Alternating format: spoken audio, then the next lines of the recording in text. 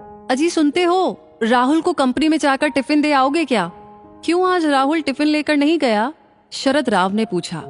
आज राहुल की कंपनी के चेयरमैन आ रहे हैं, इसलिए राहुल सुबह 7 बजे ही निकल गया और इतनी सुबह खाना नहीं बन पाया था। ठीक है, दे आता हूं मैं।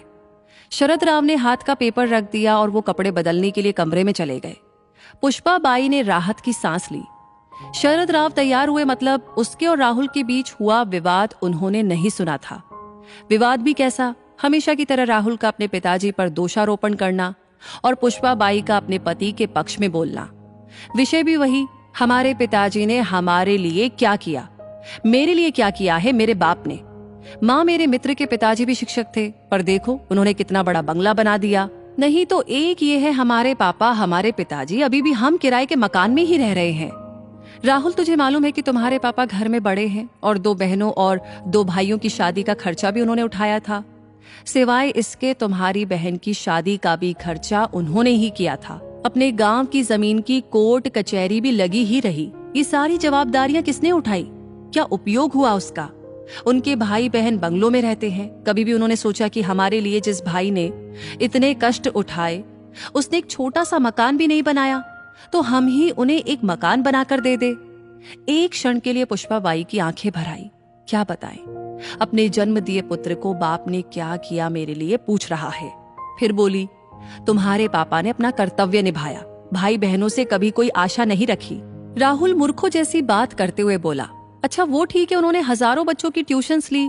यदि उनसे फीस ले लेते तो आज पैसों में खेल रहे होते।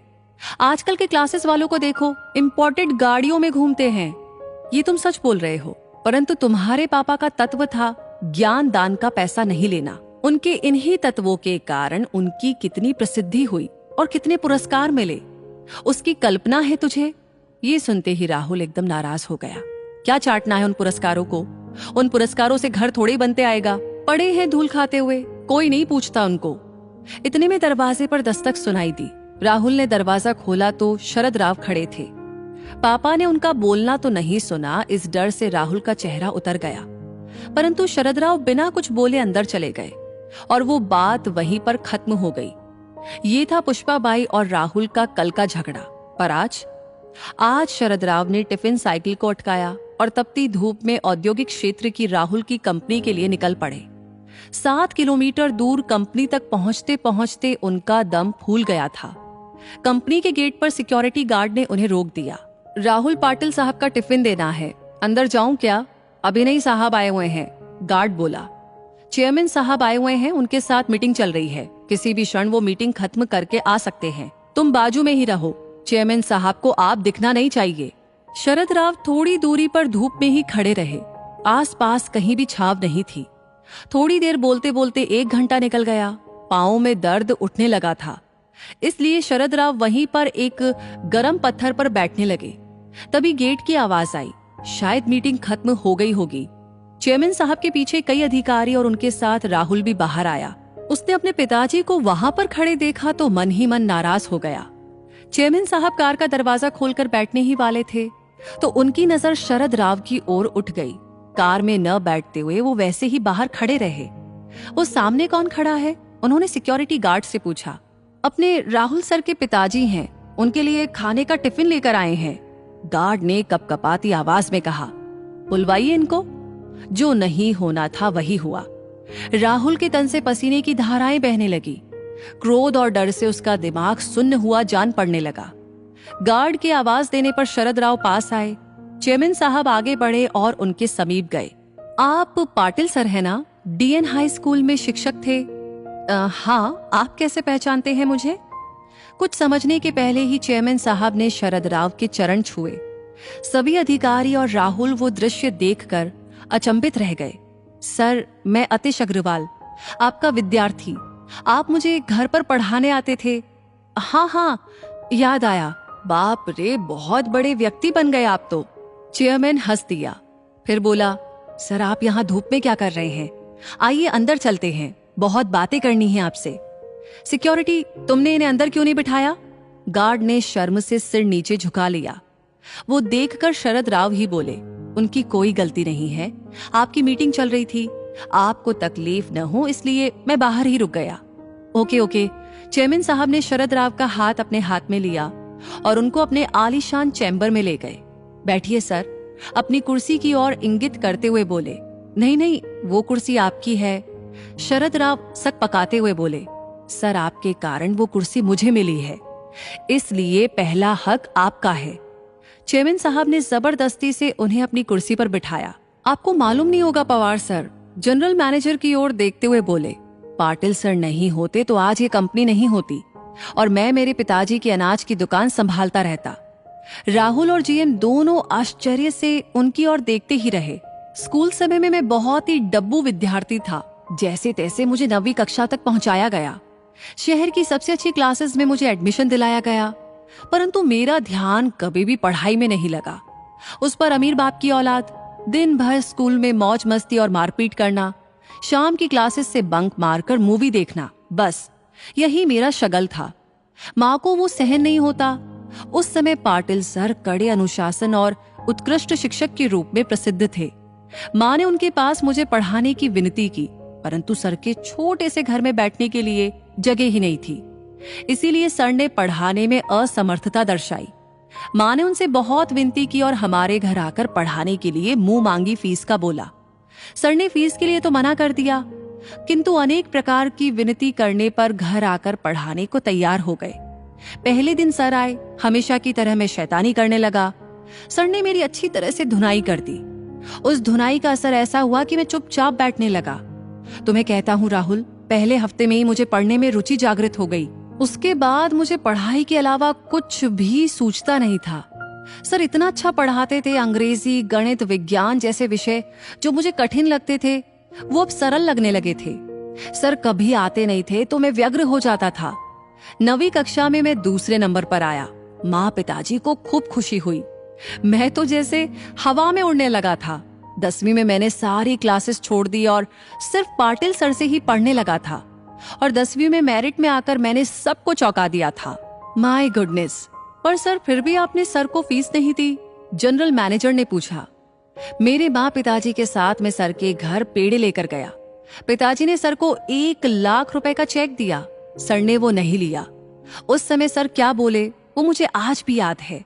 सर बोले, मैंने कुछ भी नहीं किया, आपका लड़का ही बुद्धिमान है। मैंने तो सिर्फ उसे रास्ता बताया और मैं ज्ञान नहीं बेचता, मैं वो दान देता हूँ।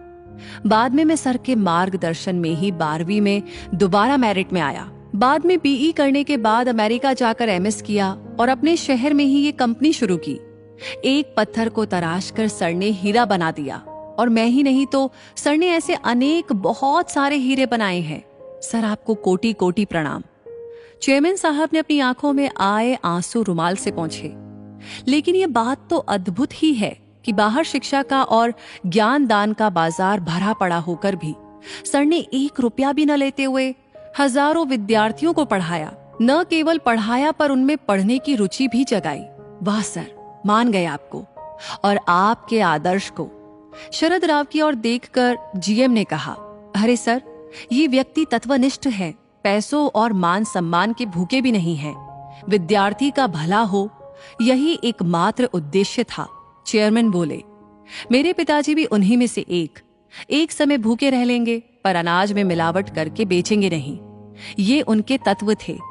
जिंदगी भर उसका पालन किया, ईमानदारी से व्यापार किया। उसका फायदा आज मेरे भाइयों को हो रहा है। बहुत देर तक कोई कुछ भी नहीं बोला।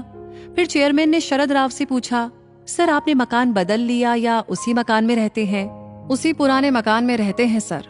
शरद राव के बदले में राहुल ने ही उत्तर दिया।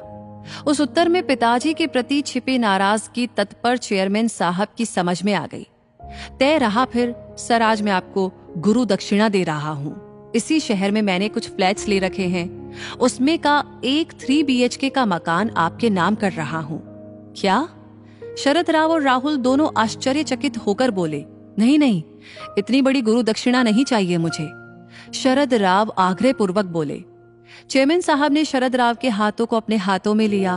सर प्लीज ना मत कहिए और मुझे माफ कर दीजिए। काम की अधिकता में आपकी गुरु दक्षिणा देने में पहले ही बहुत देर हो चुकी है। फिर राहुल की ओर देखते हुए उन्होंने पूछ लिया, राहुल तुम्हारी शादी हो गई क्या? नहीं सर, जम गई है। और जब तक रहने को अच्छा घर नहीं मिल जाता तब तक शादी नहीं हो सकती। ऐसी शर्त मेरे ससुर जी ने रखी है। अभी तक शादी की डेट फिक्स नहीं की तो फिर हॉल भी बुक नहीं किया। चेयरमैन ने फोन उठाया और किसी से बात करने लगे।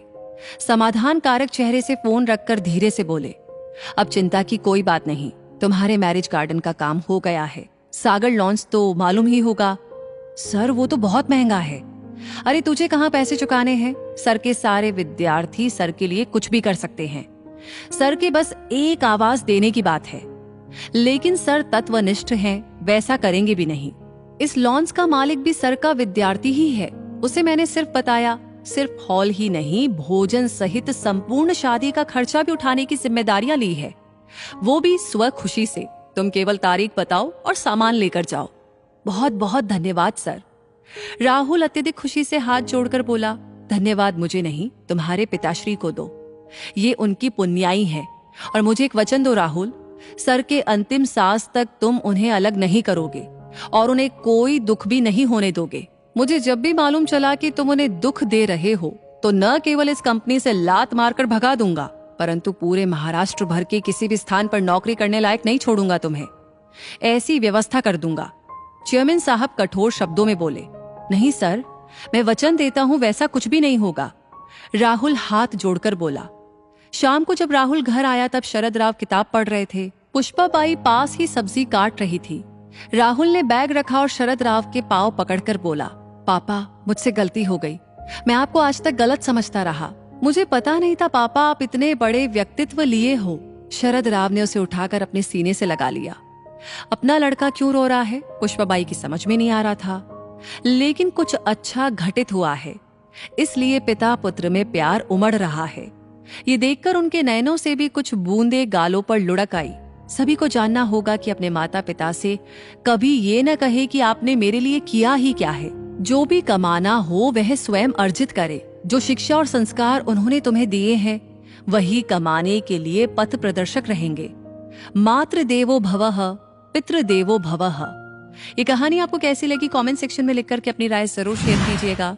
लाइक ऑलरेडी आपने कर दिया है तो इसे ज्यादा से ज्यादा लोगों के साथ शेयर करना बिल्कुल ना भूले, क्योंकि यही होता है असली मोटिवेशन हमारे लिए, आपके लाइक्स, कमेंट्स और शेयर। तो ये प्यार हमेशा बनाए रखे, ऐसी कहानियां आपको समय समय पर मिलती रहे। उसके लिए हमारे पेज को फॉलो करना ना भूले। धन्यवाद।